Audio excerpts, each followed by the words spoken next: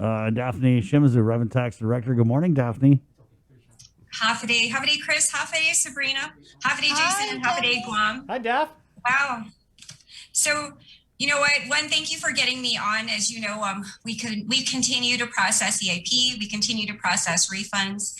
Just yesterday, we did process another a little bit over $2 million in EIP3 payments. So those are going out to the treasurer today, and people can expect those. So that brings our total EIP3 payments to a little bit over 200 and actually just shy of 203 million. So it's $202,995. So that is really, really exciting. That means that, of course, just a little bit over a month ago, actually just a little bit shy of a month ago, our plan did get approved. So, right away we try to get payments out, and it's just nice to be able to get payments out to our people. I've been getting, calls from people who say that they have been receiving their payments. But if you haven't received a payment yet, and perhaps it could be due to there are issues with social security cards or some other information that might be missing, please get onto our website and check the status to see if a check has been processed. If a check has been processed, give it a little bit of time, like a week or two. Sometimes I know people may see that there is a check that's sitting, or there is information on a check or a direct deposit that's sitting in the system, but they haven't received it after a couple of days. Just give it a little time. As you know, Bree, the process is it goes from Rev and Tax, where we process the payments and checks, whether they're checks or EFTs. We do transmit those checks and the EFT information to the treasurer of Guam, generally by the next morning. So if we process payments and, like last night, it'll go over to treasurer this morning. And then, of course, treasurer does have their own process of making sure that they stamp and stuff those checks and get them out in the mail. And then also they, do process the EFTs. So, perhaps those will be coming out over the weekend and through next week. But, again, if you don't receive it, but you see that you do have a check that has been processed, just give it a little bit of time. But, if it has been processed and you haven't received it after a couple of weeks, then, the process is, and I know people have been asking, what if I don't get my check? You can contact the treasurer of Guam. They do receive back all of those checks that get returned in the mail, if there is a check that's returned in the mail.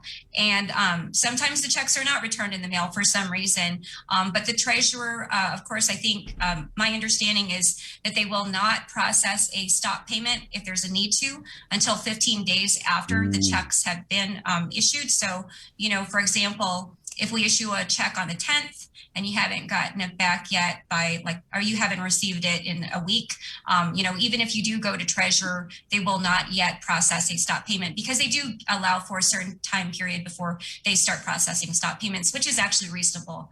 So, again, if you have an issue with not receiving it right away, give it a little bit of time. But if you are concerned, go ahead and you can contact the treasurer. The treasurer does receive all those checks back. Daf, I wanted to ask about the process of paying out which EIP 3 payments are paid out. Does it go by data file? And if so, what date are we on? And then, okay, go ahead and answer that. And then I had another comment in the comments. Okay, so how EIP3 works is, first we look for your 2020 return, right? If you've got a validly filed and processed 2020 return in our system. If you don't have a validly filed and processed 2020 return, then we look for a validly filed and processed 2019 return. And so, as I mentioned before, when we just started processing back in April 10, what we were doing is our system first looks for all of those 2020 returns. And again, we did not begin to receive 2020 returns until Feb 12th. So it started looking at all of the returns for 2020 that began to be received on Feb 12th. And then, those were cut first. And then after the system exhausts all the 2020 validly filed and processed returns, and say don't have one in our system that's validly filed and processed, it goes back and it looks at 2019 and it checks to see if you have a validly filed and processed 2019. And so that's the process, right? So it starts out Feb 12, because again, it has to look at 2020 first, because that's the primary year that we have to pay on, and then it goes back. Therese comments in, question for Dafne: how long does it take to get a response from website inquiry regarding overpayment of EIP3? You know what, with regards to responses, we try our best to get back to all of our, questions and things that we get on the contact us section of our website, or I know even our PIN admin as well. We do our best to get back to you. If you haven't received a response after your first inquiry, don't be shy to send another request or response, so that way we can get back to you. I myself also receive direct, inquiries, and I do my best either to respond or make sure that I forward those off. But if you don't receive a response right away, or, maybe give it a day or two, and if you don't receive a response after a couple of days, go ahead and again, send another request. And I actually, of course, work with our team to make sure we can turn those around. We're trying our best. Actually, as you know, the May 17 deadline is coming up pretty quickly. Two Mondays from now is the deadline for the individual tax deadline. So what we're trying to do right now, and what our team is working on right now, is we're still continuing to do the drive-through drop-off service. And that will happen all the way until May 17. After May 17, you know what, we will not have the drive-through drop-off for forms 1040 anymore. We're going to go ahead and, because of course that, the individual deadline will have passed, and, we believe that the volume of returns we're going to be receiving is going to be dropping again until probably October 15. So, if you haven't received a response, go ahead and just send another request. And then, again, just take note that, our team is out here Monday through Friday, 8 to 5 to receive your 1040s. Whether generally it's without a payment, but if you're going to pay by check, we also receive those, so you don't have to come in. And but we're doing our best to get back to people. Thank you again. I always want to thank our people for their patience. It's difficult, I know, even for myself, as I contact other agencies or try to get services, I know there's a lot of delays. Even as I talk with my own son, who is he's actually in in Las Vegas, and when he's tried to get some government services, I always try to get from him kind of his input on how things go there and what things are like. So it helps me to gauge, as well, what's going on, in different places in the nation, and not just on Guam. So, I know all over, the nation and probably the world, there's a lot of, delays in government services. But, we are doing our best. And I believe that once we get past the May 17 deadline, that will be, we'll be able to pull our team members who are normally outside in. And we're excited to have that done. I know I see you, Bree, that you're in quarantine, but, we're excited because, we're hopeful that, even though we see people in quarantine and, we're seeing, of course, our numbers drop, and, condolences to the families that lost their three family members over the last 3 days. But, again, we're hopeful that, we're going to be getting out of this, public health emergency, hopeful and prayerful that soon it'll happen. But it's nice to see that we're getting back to some level of normalcy, I think, and that's what we're trying to do here at our agency. Daph, what's the status on tax refund payments? On tax refund payments, we did process more payments this week, a little bit over 5 million, I believe, and that was through Feb 18. And, the great thing is, we've been working great with Department of Administration, Ed Byrne, and also our fiscal, our chief fiscal officer.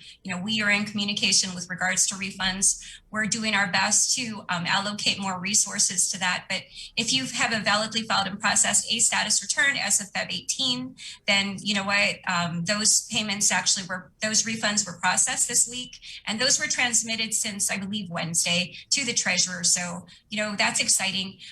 We're doing our best to be processing weekly, and both EIP3 and of course refunds, and you'll see that. And again, our goal is to get payments out to our people, and we're excited to be able to do that. We're hoping that we can get more and more, payments out every week, and so that, people can get those. But we're still at Feb 18 right now in terms of the payment of refunds. How has the operation of your new vehicle registration satellite office been? Well, I believe it's been going pretty well. I have actually gone up there multiple times. I've also received comments from various people about our operations there. And in fact, great thing is, of course, DPW and Contractors Licensing Board, they've been really great. As you know, there's the Contractors Licensing Board that's right there at the front at that Business License Permit Center building, along with our Business License Permit Center agencies. Right behind that space is a parking there's a parking lot there that's designated just for our vehicle registration services. When I've gone up there, to be honest, it's been pretty, things go really smoothly. The lines go pretty quickly. I haven't been there where there's a really long line. And so, we think it's been running very smoothly, and we're very happy up there. Of course, there may be people again that may not be clear on what services are there. It's only vehicle registration services that are deep at DPW Building B. We no longer do vehicle registration services here at DRT in Barrigada because that has moved. And of course, that what that meant for us again, Bree and Jason and Chris, is that driver's license walk-ins can now be done Monday through Friday. I drove up this morning, just of course about 6:30, and to be honest, the line was quite short for in kind of in relation to what we've seen. Where if you're familiar with this area, usually early on back in January when we just opened up for walk-in, of course, TPD was assisting us, and the line would go up toward SNU, past Vinny's, and go up toward SNU in Barrigada Heights.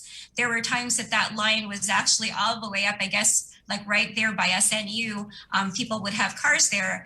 But this morning I drove up, and really, if you know where the Slingstone is, or like past the mobile, that was where the line was, and that was at 6:30. So, again, I think that we're seeing that, we're seeing our lines, we're seeing kind of things hopefully begin to stabilize. Hopefully people know that Thursday and Friday you can come in for walk-in. If you don't know what we did, and, just to the listening audience, what we've done is we've moved our vehicle registration services down to DPW Building B. That means that vehicle registration services are now available for walk-in Monday through Friday. We've also moved our driver's license. Well, we haven't moved our driver's license services physically, but now you can have 5 days a week walk-in services for driver's license. And of course, for our MNUMCO, our individuals with disabilities, and our veterans, although we do have the 8 to 9 servicing hour for them, and then, 9 o'clock was when we start for the general public, our team actually here for all services, will be servicing our MNUMCO, our individuals with disabilities, and our veterans throughout the day, even on the driver's license side. I do need to share, though, on driver's license, because we do go through a social security verification, and that actually, our system actually links to the social security website, and that social security website gets maintained or goes through a maintenance every single day. When that site goes down, or for maintenance, probably around midnight or around that time, Eastern time, our system actually goes down. And I have checked multiple times. Are you sure, guys, that it's really, there's nothing we could do? We've checked also with it's a national association. This is just the what we have to deal with, because again, SSA has to go through their daily updates. But so sometimes around the afternoon, it may be difficult for us to service, because if the SSA site goes down early or for maintenance, it may cause some challenges. But we are open Monday through Friday from 8 to 5. We do our best to service, driver's license. But again, driver's license services, because of the SSA issue or the SSA site having to be maintained, it's difficult for us to serve that after like a certain time, like 3 or 4. Sometimes it may go down, and it depends. It's not consistent every day.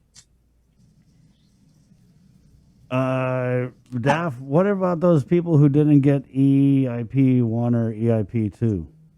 Okay, great. So for those people who didn't get EIP1 or 2, and I know we talked about that before, is if you didn't get your EIP1 or 2, right, and EIP1, the last date that we paid EIP1 was December 31. The last date that we paid EIP2 was March 19. If you didn't receive it for some reason, say you didn't file a return, say you didn't qualify because your income may have been too high, but then in your 2020 return, for 2020, your income may have dropped, or so it made you eligible for more. If you filed your 2020 return, make sure that you talk with your tax preparer, so that way they indicate, that you have not received the EIP. There's a rebate recovery credit worksheet that's on, or that's, that is utilized for that. Please talk with your tax preparers, make sure that they indicate that. But I'm happy to say, for those people who are filing 2020 returns, for where we're paying refunds, there are rebate recovery credits that are included in those refunds. So that means that there are people who may not have received EIP1 or 2, that are already receiving those as as rebate recovery credits as we're paying out the 2020 refunds. And that's exciting. That means, again, for the people who may not have received it, there are some that are beginning to, as in the form of rebate recovery credit. And again, you'll need to file your 2020 return if you have not filed one and you didn't get EIP1 or 2, you will not be able to get the rebate recovery credit unless you file a 2020 return. So you really have to file your 2020 return, again, if you hadn't received your EIP1 or 2. Daph, just real quick. So if someone received the EIP1, but it wasn't the full amount, would that be because it had been garnished? Because what were some of the, or go ahead, because I'm talking with a friend who didn't get the full amount of the EIP1, So EIP1, so the only, there's EIP1, 2, and 3. The only EIP1 was garnished, or it was garnishable, and it was only garnishable for child support. EIP2 and 3, Congress removed that requirement or that garnishment, right? So there was no garnishments for EIP2 or 3, only for EIP1. And again, for EIP1, the only garnishment was for child support. And so, if somebody didn't receive it, the full amount, and it was due to child support, no, they will not get that, right? Because of course that went toward a debt or something outstanding that they owed.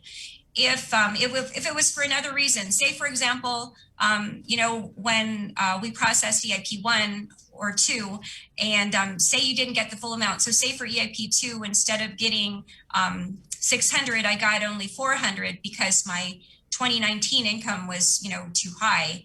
But then 2020 comes along and, my income may have dropped because my hours, I had reduced hours or I lost my job. So if my income dropped due to, and I am due that additional $200, when I file my 2020, I can get it, right? So it's important to note that it's still possible for people to get either the full amount or get that amount if they qualify on their 2020 return. For EIP3, because of course we're still paying those out, right? There are some people who are concerned that EIP3 is being based on a 2019 return, and that's because that's what's validly filed and processed. And of course, it's like, well, and the question is, well, can you process based on a 2020? Because if the 2020, I would be getting more, because for 2020, I would be getting more. Now, remember for EIP3, there's what's called an additional payment provision. And that additional payment provision allows for us to pay, out an additional EIP. So, for example, if you've received your EIP based on your 2019 return, EIP3, because you didn't have a 2020 return validly filed and processed, say you didn't file it yet, or say we haven't processed it yet, and you only received $1,000 because we based it on your 2019 return, and this is for EIP3. But based on your 2020 return, you would have gotten the full 1,400. As long as you file your 2020 return by August 15, 2021, it is possible for us to make a payment to you for that additional $400. And I'm using that example, that is an example, right? And that's because, again, Congress recognized, that it was important that, we saw for EIP1 and 2, people had to wait until they filed their 2020 returns to receive these rebate recovery credits, right? This additional payment provision allows for people to receive that additional amount on a 2020 return, even prior to us getting into the next year. So, there's going to be a couple of different opportunities for, if you want to call it a true up, right? If you don't get it all because we processed it on a 2019, but you would get a little bit more on the 2020, it's possible, again, as long as you file it by August 15, for you to get that difference. And then again, say you file your 2021 return and you still haven't gotten the full EIP3, but based on your 2021 income, we still, again, can true up based on that. So, again, Congress allowed for these additional payments so that, people wouldn't have to wait. And we could use the most current information that we have, again, versus people having to wait until the next year to file their return to get it. So again, if you haven't received the full amount because it was based on a 2019, but you would get more on your 2020, please file your return by August 15, 2021, so that we can pay that additional difference out before the end of this year. Daph, what about in a situation where you received EIP1, but you never received EIP2? So, Okay. And of course, in EIP 2 and 3, what we saw was that the Congress actually began to reduce the phase out thresholds. It could be because of a phase out threshold, perhaps. I'm not sure. But, we saw, like, even for example, we're getting to on EIP 3, the complete phase out for EIP 3 for a joint filer is $160,000. For EIP 1, the phase out was just shy of $200,000. And so, it's possible that that could be the case. It's also possible that maybe, again, EIP 1, EIP 1 could have been based on a 2018 or 2019 return, if you recall.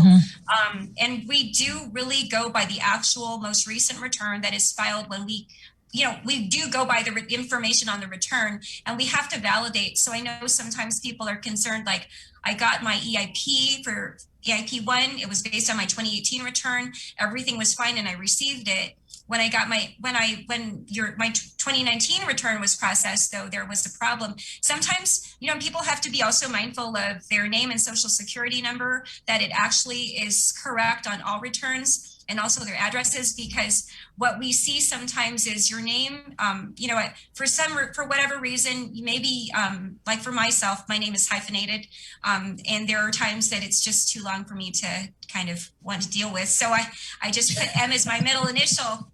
But the reality is my name is really Dafne Shimizu. So it must, whatever you put on your return, whether for yourself, your spouse, or your dependents, must tie with the social security information. So please look at your social security cards, make sure that your children's or dependents, your spouse, yourself, that your names tie with your social security card. Because sometimes we run into that. And, again, you could have a different tax preparer. You could be in a rush when you're doing your return. Just make sure that you utilize the same information, the right information, the information that ties with your official, especially, it has to be your social security card. I'm still trying to, go ahead, Chris. No, go ahead. I just got back on island. I'm still kind of trying to catch up, but I think I read somewhere that there's a meeting next week with the governor and the legislature regarding the ARP funds. And previously, I think the governor was mentioning that all the government agency directors were to submit a wish list, right? So did DRT submit one, and what exactly is on your wish list? Okay, so absolutely, of course, you know what, for us, really, we are very service oriented, right? The majority of our branches are customer facing. We have many types of services here. And as you know, we've had issues with, of course, our call center. We've had issues as well with backlogs and driver's license.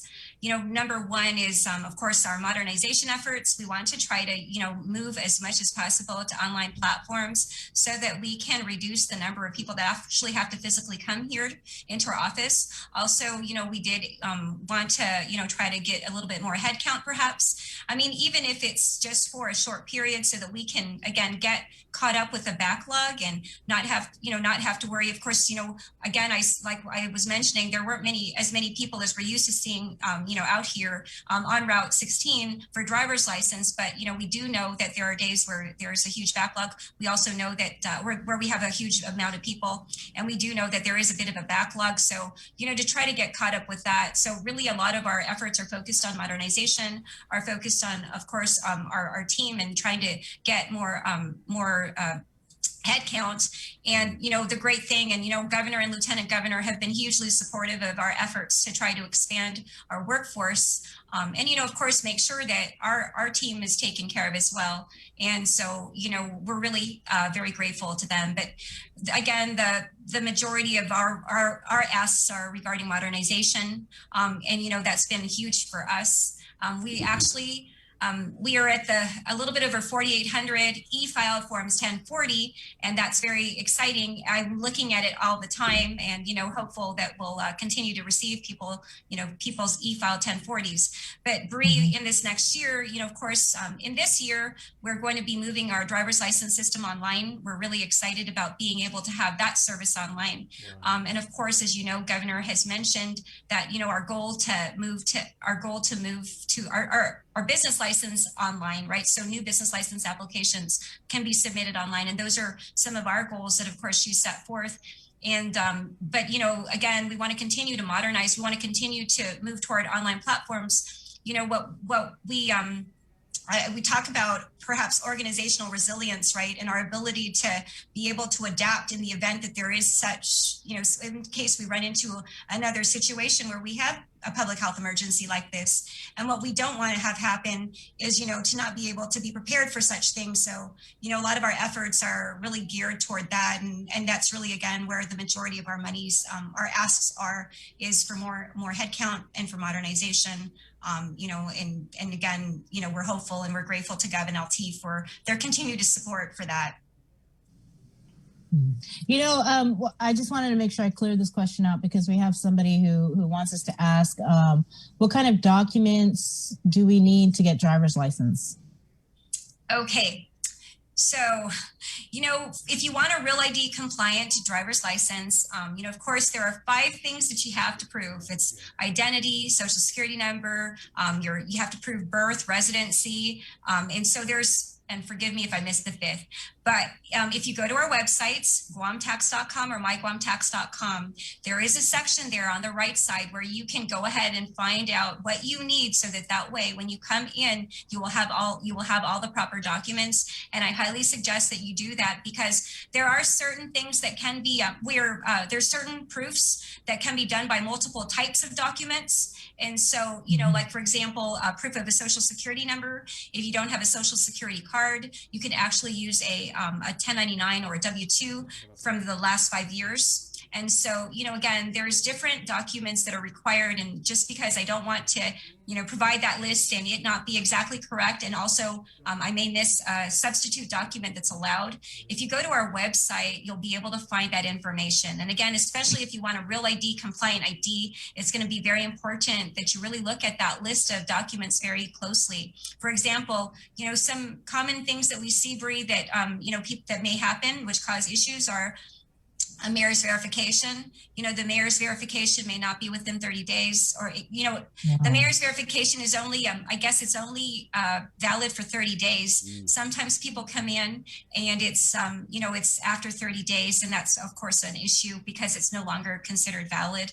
And so, of course, you need to make sure that document is valid. Sometimes people who may need, of course, our permittees and I know you guys have younger children, but our permittees, right? People who have just permits, when they're moving from a permit to to convert, they have to bring a traffic clearance. Sometimes those traffic clearances, or they may not have them with them, or they may have, again, some that come in and their traffic clearances are not valid anymore because they're expired.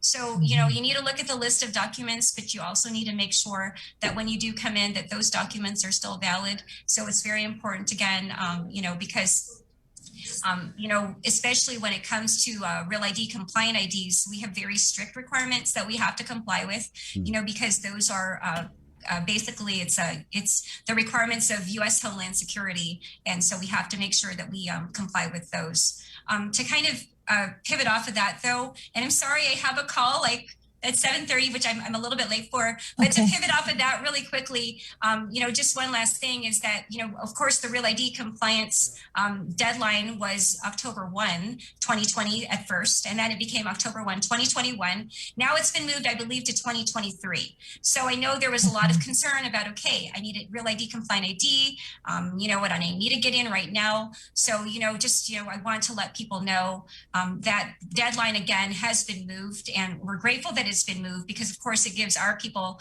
more time to get those Real ID compliant IDs. And I'm really excited because as we've been working with our programmers, Bree and Chris, one thing that we want to make sure that people can actually do online is that for certain circumstances, be able to get a renewal or a replacement of a Real ID compliant driver's license or Guam ID online. And so these are the things that we're working to really get toward as we work with our programmers. We're hopeful that that's going to happen before the end of the year. And we just can't wait. I've been talking with our driver's license team. We all can't wait till that happens. And we're working really hard towards it because, you know, not only will it help us here, it also help our people. People will not have to come in again as long as they already have a Real ID compliant ID and that ID is in our system and their documents are valid. So that's exciting for us because right now, if you need a Real ID compliant ID, you must come in. But I'm sorry, I've really got to go. Just really quickly though, one thing, if you don't mind, you know, this past week or this month is what's called, I think it's called International Cree-de-Shay Awareness Month. And for those people who don't know what Cree-de-Shay is, it's actually a syndrome. It's a disorder or syndrome where basically it's your fifth chromosome is short. You know, we have 23 chromosomes, right, that make up our DNA. And so the fifth chromosome is short. And this past week, because we do have a colleague, Jamie Lonnie, her daughter's name is Savannah Joe. We were out trying to support Team Savannah Joe and to get awareness of Cree-de-Shay. And it is, again, it's something that is only found, I guess, in 1 of 50,000 births. May 5th was, I guess, Awareness Day, but this month is International Awareness Month for Cree-de-Shay. So I want to just give a shout out to Team Savannah Joe and Savannah Joe. And, again, to get the word out on this type of disability or this type of syndrome, because, there are a lot of families, of course, Bree and Chris and Jason, that, they may have a family member who has a certain affliction or a disease or a sickness, and people may not be aware of it. And again, we just want to get awareness out for Savannah Joe and for all of those that may have this Cree-de-Shay, and so again, thank you for your time and apologies because I have another call. And welcome home, Sabrina. Thanks, Dad. All right. Thanks so much. Have a great day, Okay. Have a great day, You Chris, too. Jason, I'll and see Bree. you. Right on. There you go. Always a lot. Dafne packs more quality information in a half-hour interview than you would get like an entire week conference. And it's good stuff. We have the website up there too, so please, everybody, please take advantage of what the director said.